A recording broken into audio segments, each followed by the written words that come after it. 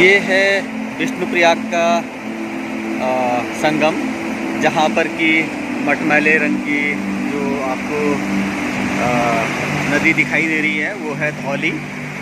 और आप इसको देख सकते हैं, धौली और बद्रीनाथ की तरफ से आने वाली जो अलकनंदा है वो एकदम हरे रंग की दिखाई दे रही है। ये पूरी जो घाटी है, ये घाटी बद्रीनाथ की तरफ चली जाती है और वहाँ से जो अलकनंदा आती है उसका यहाँ पे विष्णुप्रयाग में संगम होता है धौली के साथ में। और आगे जा कर के इसका पूरा नाम ही अलकनंदा हो जाता है, जो कि बद्रीनाथ से आती है। और उत्तराखंड के 5 प्रयागों में से जो एक पहला प्रयाग है वह है विष्णुप्रयाग, और उसका मंदिर ही यहाँ पर स्थित है। और ये प्राचीन भैरव का मंदिर भी है। और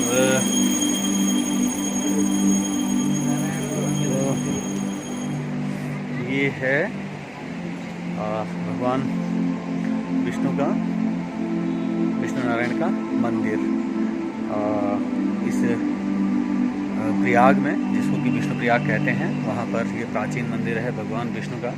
और 5 प्रयागों में से प्रथम प्रयाग होने के कारण इसका अपना एक धार्मिक महत्व है। और पहला प्रयाग जो विष्णुप्रयाग है, उसके बाद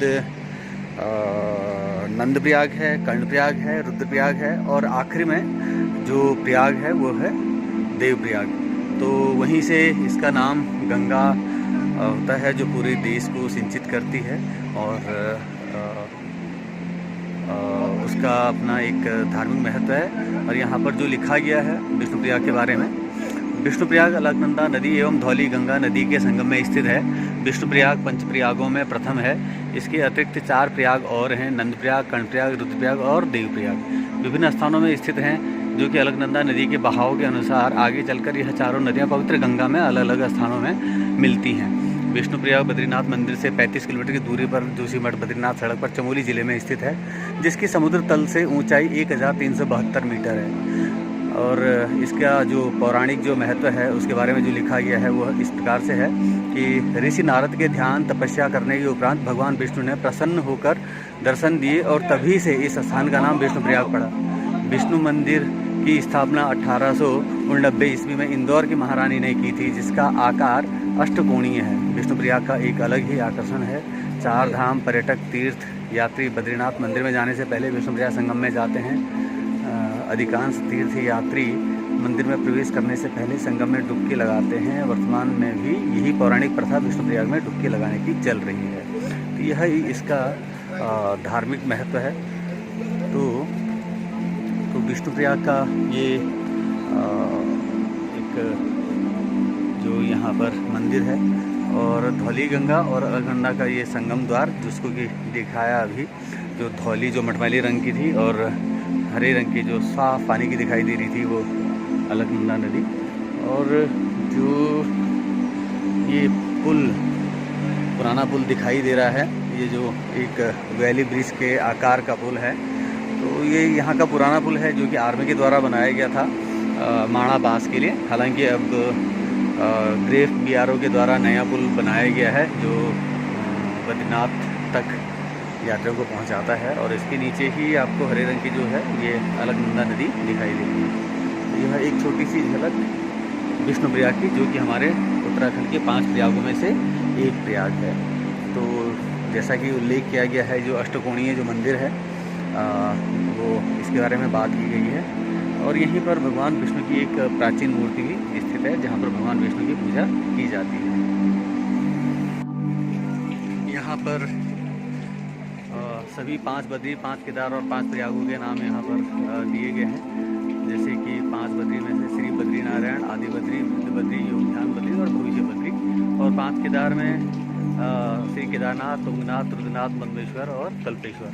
और 5 प्रयागों में जैसे मैंने बताया था कि 5 प्रयागों में से विष्णुप्रयाग में होता है अलकनंदा और धौली का संगम, नंदप्रयाग में अलकनंदा और नंदाकिनी, कर्णप्रयाग में अलकनंदा और पिंडर, और रुद्रप्रयाग में अलकनंदा और मंदाकिनी, देवप्रयाग में अलकनंदा और भागीरथी। उसके पश्चात देवप्रयाग से आगे इसका नाम गंगा हो जाता है। तो यह पूरा यहाँ पे विस्तार में संगम और नदियों के नाम यहाँ पे दिए गए हैं। तो अच्छी जानकारी यहाँ पे लिखी गई है। ये जो आप संगम देख रहे हैं, ये 5 प्रयागों में से एक प्रयाग जो है वो नंदप्रयाग भी है, और इसका दूसरा स्थान है। पहला स्थान जैसा कि हम पहले देख चुके हैं विष्णुप्रयाग है, जिसमें अलकनंदा और धौली का संगम होता है। उसके बाद नंदप्रयाग में मंदाकिनी और अलकनंदा का संगम होता है। तो जिस तरह से आप देख रहे हैं, जो छोटी जो जलधारा है वो मंदाकिनी है, जो नंदप्रयाग से ऊपर जो विकासनगर घाट वाले क्षेत्र से आता है। जो विकासनगर जो चमोली ज़िले का एक विकासखंड भी है, और उससे जुड़े हुए गांव हैं पाणा, ईरानी, झिंझी, बैरासकुंड। इन क्षेत्रों से भी जो भी छोटी जलधाराएँ होती हैं वो भी ज़रूर इसमें मिलती हैं। और इसके अलावा शंभू घाट भी कहीं ना कहीं इसमें एक हिस्सा इसमें ज़रूर मिलता होगा, ऐसा मेरा अंदाज़ा है, अगर मैं सही हूँ तो। और आप अलकनंदा के बारे में तो जानते ही हैं, जो बद्रीनाथ से आने वाली जो नदी है, इसमें विष्णुप्रयाग में भी धौली गंगा शामिल होने के बाद आगे बढ़ती है। तो दूसरा प्रयाग नंदप्रयाग यहाँ पर होता है। और इससे आगे जाते हुए इसके बाद अगला जो प्रयाग आता है वो कर्णप्रयाग आता है, जहाँ पर कि पिंडर नदी आती है पिंडारी ग्लेशियर से, और उसका और अलकनंदा का संगम होता है। तो इस प्रकार से ये 5 प्रयागों में से दूसरा प्रयाग नंदप्रयाग, और इसका भी वैसा ही धार्मिक महत्व है जिस तरह से किसी भी अन्य प्रयाग का है। तो यहाँ पर कुछ पर्यटक भी दिखाई दे रहे हैं। धीरे धीरे यहाँ पर पर्यटकों का भी आना बढ़ रहा है। जिस तरह से बाकी अन्य जगह भी पर्यटन अपने पाँव पसार रहा है, उसी तरह से नंदप्रयाग के संगम के भी अब महत्व पर्यटकों के लिए भी बढ़ गया है। अभी हमारे साथ एक भाई साहब हैं। भाई साहब, नाम बताइए अपना। कुंदन सिंह। तो आप यहाँ के रहने वाले हैं, नंदप्रयाग के? तो यहाँ पे जो मंदाकिनी नदी और अलकनंदा का संगम होता है, तो इसके बारे में थोड़ा बताइए, खासकर मंदाकिनी के बारे में, कि इसमें कौन कौन सी जलधाराएँ शामिल होती हैं और कौन कौन से गाँव से आती हैं?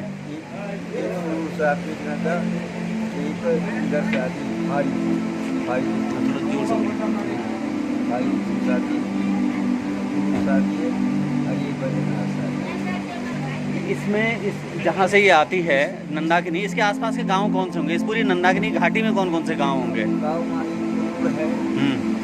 नारी है, एक भाई है, 3 गाँव। तो इसमें जो जलधाराएं हैं, क्या झिंझी, पाणा, ईरानी, बैरासकुंड की जलधाराएं भी शामिल होती होंगी? इसी में आती हैं, यही मैं पूछना चाह रहा था। और एक शंभू घाट है जो हमारे कुमाऊं और गढ़वाल के बॉर्डर पे से आती है। उसका एक हिस्सा कुमाऊं की तरफ जाता है और एक हिस्सा उसका जो गढ़वाल की तरफ आता है। तो क्या शंभू घाट का हिस्सा भी इसमें आता हुआ आपका अंदाज़ा है ऐसा, कि इसका अंदाज़ा नहीं है? ये कर्णप्रयाग में होने वाला तीसरा संगम आप देख रहे होंगे, जो ऊपर से हल्की मटमैली नदी आ रही है, अलकनंदा, जो बद्रीनाथ से आ रही है। और ये जो हल्की हरे रंग की दिखाई दे रही है, मतलब कुछ साफ दिखाई दे रही है, ये पिंडर है। और इन्हीं 2 नदियों का संगम कर्णप्रयाग में होता है। और इन 2 नदियों के संगम को ही यहाँ पे कर्णप्रयाग में प्रयाग नाम से जाना जाता है। और ये एक हिस्सा है जो पिंडारी ग्लेशियर से आती है, और पिंडारी ग्लेशियर से दूसरी धारा दूसरी दिशा में चले जाती है। तो ये पिंडारी ग्लेशियर के नाम पे ही इस नदी का नाम है। और अलकनंदा आप जानते हैं कि बद्रीनाथ से होते हुए आ रही है। और पिंडर जो है एक बहुत बड़े क्षेत्र की नदी है, और बहुत बार इसमें जैसे बड़ी नदियों में बाढ़ आती है, या पहाड़ों में जिस तरह से बादल फटने की घटनाएं होती हैं, और उसके बाद इसका जल स्तर बढ़ जाता है। तो इससे जुड़े हुए बहुत सारे गाँव में पहले भी कई बार कुछ छुटपुट नुकसान होता रहा है। वो खेती की ज़मीन और वो कुछ घर, कुछ गौशालाएँ, इस तरह से ये होता रहा है। ये पिंडर का इतिहास है। और क्योंकि अलकनंदा नदी पूरे बद्रीनाथ से आ रही है, तो इसमें सबसे पहले जो प्रयाग में विष्णु प्रयाग में जो नदी शामिल होती है, जैसे हमने पहले बताया है, धौली गंगा और अलकनंदा का संगम है। दूसरा है नंद प्रयाग में नंदाकिनी, और उसके बाद तीसरा है कर्ण प्रयाग। तो 5 प्रयागों में से 3 प्रयाग ये हैं, और चौथा प्रयाग होगा रुद्रप्रयाग, और 5वां प्रयाग होगा देवप्रयाग, जहाँ पर अलकनंदा में भागीरथी शामिल होती है, और उसके बाद उसका पूरा नाम गंगा हो जाता है। तो इस तरह से ये तीसरा संगम कर्णप्रयाग। आप ये देख रहे हैं रुद्रप्रयाग का संगम, जिसमें कि अलकनंदा और मंदाकिनी का संगम आपको दिखाई दे रहा है। और जो जिस नदी में कम पानी है और साफ हरे रंग का स्पष्ट रूप से दिखाई दे रही है नदी, यह मंदाकिनी है, जो केदारनाथ से आती है। और ये जो पुल दिखाई दे रहा है, ये मंदाकिनी के ऊपर बना हुआ पुल है, जो जवाड़ी के लिए जाता है, पैदल मार्ग है पुराना। और दूसरी तरफ अगर हम देखें तो ये अलकनंदा है, जिसमें कि ज़्यादा पानी भी है और उसका प्रवाह भी ज़्यादा है, और रंग भी इसका थोड़ा सा मटमैला है, क्योंकि इसमें मुख्य रूप से विष्णु प्रयाग में धौली गंगा शामिल होती है, जहाँ से इसका रंग थोड़ा सा और मटमैला हो जाता है। उससे पहले इसका रंग पूरा हरा होता है। और उसके बाद इसमें नंदाकिनी मिलती है नंद प्रयाग में, और उसके बाद कर्ण प्रयाग में मिलती है इसमें पिंडारी नदी। और ये चौथा प्रयाग है 5 प्रयागों में से अलकनंदा में, जहाँ पर कि मंदाकिनी शामिल होती है। और ये सभी जो भी संगम हैं, धार्मिक मान्यता और हमारी जो पौराणिक जो आस्था है, धार्मिक आस्था है, तो उसके अनुसार सभी प्रयाग ऐसे हैं जहाँ पर कि सभी धार्मिक अनुष्ठान वगैरह किए जाते हैं। और यहाँ तक कि अंत्येष्टि वगैरह के लिए भी इसमें को प्रमुखता से चुना जाता है। स्थानीय लोग किसी भी प्रयाग पे अंतिम शव यात्रा के बाद अंत्येष्टि करना इसको फलदायक समझते हैं, और धार्मिक रूप से इसको एक महात्म्य मानते हैं। और आप जो सामने देख रहे हैं, ये ऊपर वाला जो हिस्सा है वो भगवान रुद्रनाथ का है, और इसी में एक शिवालय का हिस्सा भी है। और जो इधर ये बाजार और जो लाल रंग का थोड़ा सा हल्का सा पुल दिखाई दे रहा है, ये रुद्रप्रयाग बाजार का पुल है, जो अलकनंदा के ऊपर है। तो यहाँ पर अलकनंदा के ऊपर भी पुल है, जो सामने दिखाई दे रहा है लाल रंग का, और जो ये हरे रंग का दिखाई दे रहा है, मंदाकिनी पे पुल है। और यहाँ पर जो ये आप पीपल का पेड़ देख रहे हैं, यहीं पर भगवान रुद्रनाथ का मंदिर है, और संस्कृत महाविद्यालय भी यहीं पर स्थित है। और इसी के अंतर्गत जो बद्रीनाथ का जो संस्कृत महाविद्यालय है, वो भी संचालित होता है, इसी के अंतर्गत वो भी आता है। और रुद्रप्रयाग की को जानने के लिए एक और बात भी ज़रूरी है। रुद्रप्रयाग सिर्फ रुद्रप्रयाग की वजह से या संगम की वजह से नहीं जाना जाता है, बल्कि इसका एक और ऐतिहासिक पक्ष भी है कि यहीं पर रुद्रप्रयाग का आदमखोर नाम का जो बाघ है, जिम कॉर्बेट ने जिसे मारा था, वो गुलाबराई नाम की जगह भी रुद्रप्रयाग में ही स्थित है। और रुद्रप्रयाग गांव का जो पुराना नाम है, उसे पुनार नाम से जाना जाता है। हालांकि बाजार जो है रुद्रप्रयाग के नाम से जाना जाता है। और रुद्रप्रयाग के आधुनिक निर्माता स्वामी सच्चिदानंद को माना जाता है कि जो जन्मजात अंधे थे, लेकिन उन्होंने अपनी दूरदृष्टि से रुद्रप्रयाग के विकास के लिए बहुत सारे कार्य किए हैं। वो चाहे हॉस्पिटल हो, स्कूल हो, या अन्य जो भी विकास कार्य हों, तो वो सभी रुद्रप्रयाग के लिए किए हैं। इसीलिए रुद्रप्रयाग में बहुत सारी जगहों को, बहुत सारे संस्थानों को स्वामी सच्चिदानंद के नाम से भी जाना जाता है, जिनका की मूल जन्म स्थान हमारे रुद्रप्रयाग जिले के अगस्तपुरी विकास खंड के चमसाड़ा गांव में था। और जन्मजात अंधे होने के बावजूद उनकी दूरदृष्टि और जो उनका आध्यात्मिक जो ज्ञान था, वो सभी लोग उसका लोहा मानते हैं। और आधुनिक रुद्रप्रयाग के जन्मदाता भी स्वामी सच्चिदानंद को ही कहा जाता है। आज भी उनके जन्म दिवस पर जो है यहाँ पर कई सारे कार्यक्रम होते हैं, और उनको याद किया जाता है, उनके श्रद्धांजलि अर्पित की जाती है। तो यह रहा आज रुद्रप्रयाग का संगम, जहाँ पर कि अलकनंदा और ये मंदाकिनी का संगम यहाँ पर होता है। और ये एक बड़े इलाके को भी पोषित करता है। इसमें कुछ हिस्सा जखोली का है। अगर आप दाईं तरफ देखें तो मंदाकिनी के पार वाला जो हिस्सा है, वो जखोली ब्लॉक का हिस्सा है। उसमें जवाड़ी शामिल है, स्वीली शामिल है, बहुत सारा जो क्षेत्र है वो जखोली ब्लॉक का हिस्सा है। जबकि आप अगर इस तरफ देखेंगे तो ये अगस्तनी ब्लॉक का हिस्सा है। और अलकनंदा के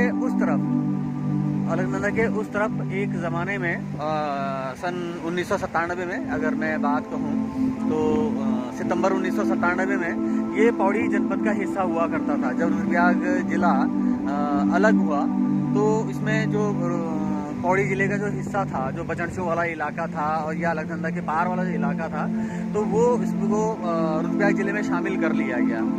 और जो इस तरफ वाला हिस्सा था वो चमोली ज़िले का हिस्सा था। अभी आप जो ये हिस्सा देख रहे हैं ये एक दौर में चमोली ज़िले का हिस्सा हुआ करता था। और इस तरफ वाला जो हिस्सा था, अलकनंदा के पार वाला जो हिस्सा था, तो वो रुद्रप्रयाग का पौड़ी ज़िले का हिस्सा हुआ करता था। तो इसके जो विभाजन रेखा थी वो अलकनंदा नदी का एक छोर था, जहाँ पर कि ये विभाजन करती थी रुद्रप्रयाग और चमोली को।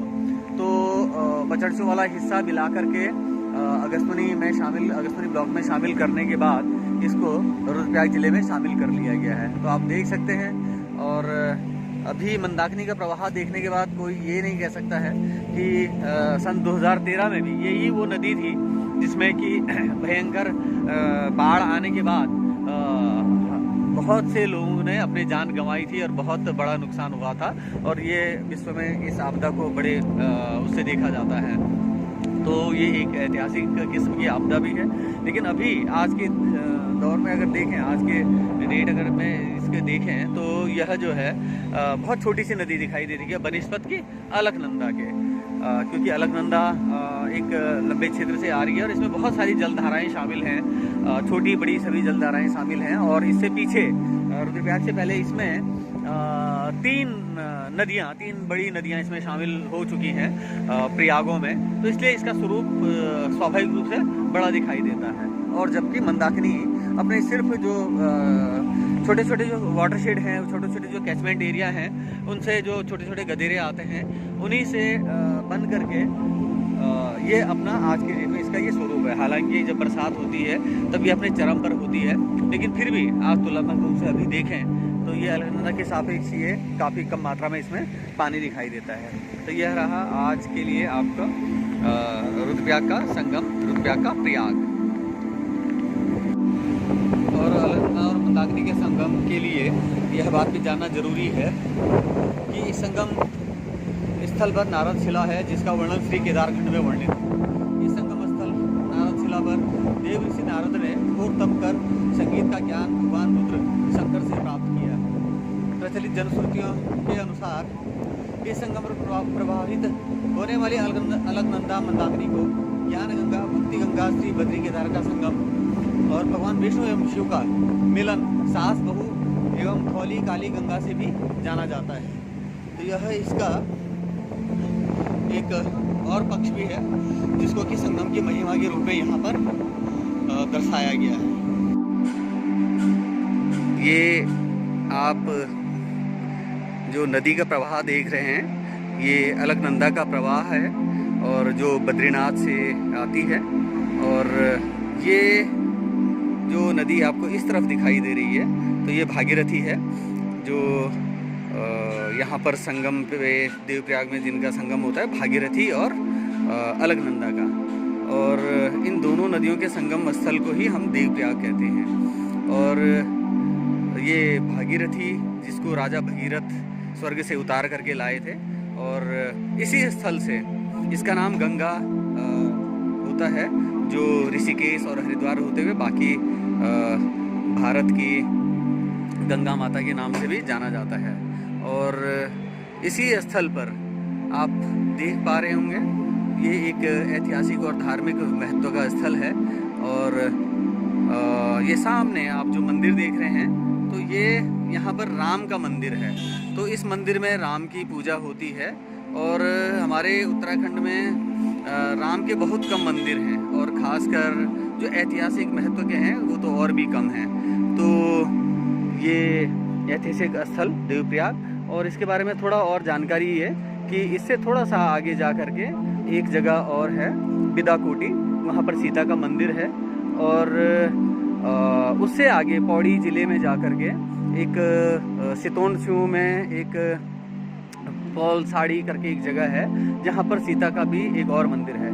तो एक बार में सरकार के द्वारा, उत्तराखंड सरकार के द्वारा पर्यटन को बढ़ावा देने के लिए इसको सीता सर्किट के नाम से भी प्रचारित किया गया था कि इस पूरे रूट पे ये इन तीनों जगहों को जोड़ते हुए सीता सर्किट बनाया जाएगा। हालांकि वो अभी अपने वजूद में नहीं आया, और अगर आ जाता तो शायद कुछ और पर्यटन और स्थल जो है मानचित्र पे आते हैं उत्तराखंड के।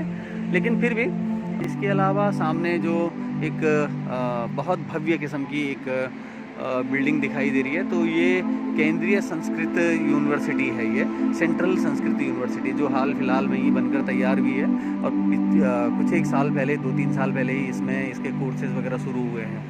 तो ये है देवप्रयाग, जहाँ का ऐतिहासिक और धार्मिक महत्व बहुत अधिक है, और ये पुराणों से लेकर के और हमारे धार्मिक ग्रंथों में जिसका महत्व है।